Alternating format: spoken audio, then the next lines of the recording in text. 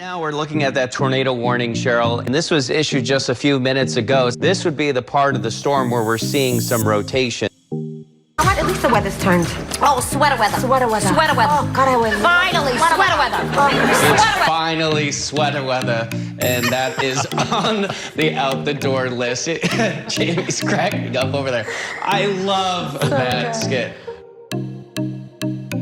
I can tell you, Pat, firsthand, anyone that's going to be walking uptown today, because the wind's out of the north, you're going to have the wind blowing you right in the face. So if you can, go downtown, I guess, and avoid the wind. Squats for transit. You get a free bus ticket if you do 20 squats in front of this machine. If you want to do weather forecast in New York one, you have to do 10 squats. Okay. Let's do it. All right. We got the things keeping track. Although I feel like Eric's getting the 1, short 2. shrift here.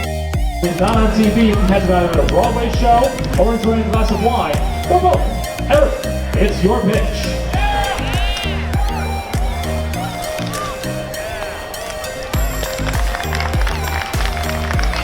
I put my name on the back.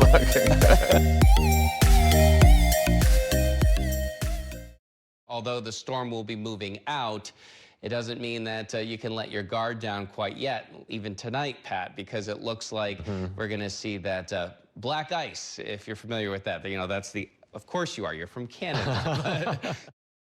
Start time for the snow, first flakes, not first accumulating snow per se, but the first flakes moving through Staten Island around 3 o'clock or so, maybe a little bit later. Through Brooklyn, lower Manhattan around 3:30, and then pushing through all of the 5 boroughs as you head beyond 4 o'clock. There were so many dogs outside, but this story is funny because it's one of those stories that makes the city feel so much smaller than it is. Here I am on 21st Street watching this dog playing with its owner. This is Charlotte, by the way. I posted on Twitter, and like 10 minutes later, one of the owner's friends says, "Hey, isn't this your dog on Twitter?" But it is a leap year, so we get a bonus day, and I want to explain a little bit about what that is, the leap year, and why we have it. So before we get into the details, we got to, of course, go to the basics, which is that it takes about 365 days to go around the sun. That's 1 year, right? Well, not exactly. It actually takes 365.2422 days. So it's more than 365 days. So you get your calculator out. If you're following at home, you're about to be Adamified with all the math. It's 0.24 off, right? So over the course of 100 years, our calendar is going to be off 24 days. So that's a problem. So we need to make up for that. And that's what we've done by adding a leap year. Every 4 years, we add 1 day. So problem solved, right? Well, not quite, because we're still off. Remember, it's not 365.25, it's 0.2422. So you're still off by 0.0078 days, or 11 minutes every year. So over the course of 100 years, our calendar is going to be off about 18 hours. So how do we fix that?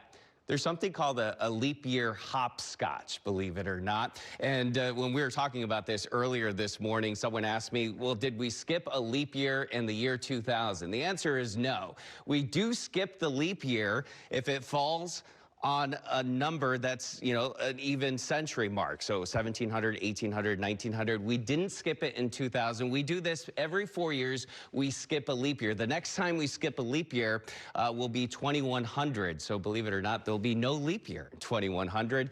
That will sort of fix this problem. We'll only end up by 0.00003.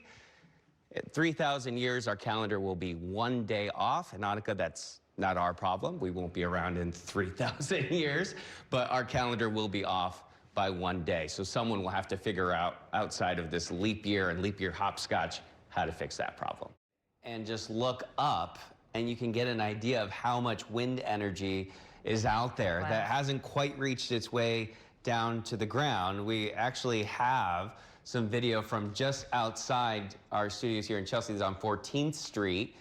And you can see the clouds. Typically, you would have to stand there for a while to be like, are those clouds moving? In what direction are they moving?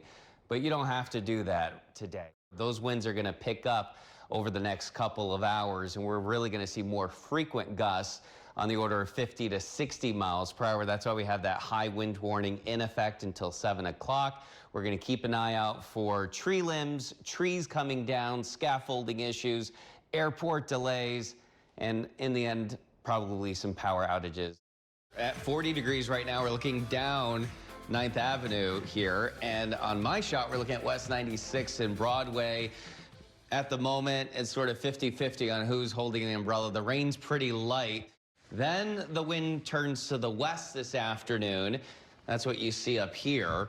And when that happens, that's when those wind gusts reach 35, 40, 45 miles per hour. It could even get as high as 60 miles per hour. That's why the National Weather Service has issued a high wind warning. We could see some tree damage as a result of those winds later on today. That could result in some power outages. So the radar is starting to fill in a little bit with some shower activity. We'll zoom out and show you the culprit for all of this crazy weather. And it's this very powerful area of low pressure that's going to just barely pass north of the city this afternoon. So that kicks up the wind, also sends temperatures plummeting. 26 degrees by later on tonight. Over the weekend, colder with highs within a few degrees of 40 degrees.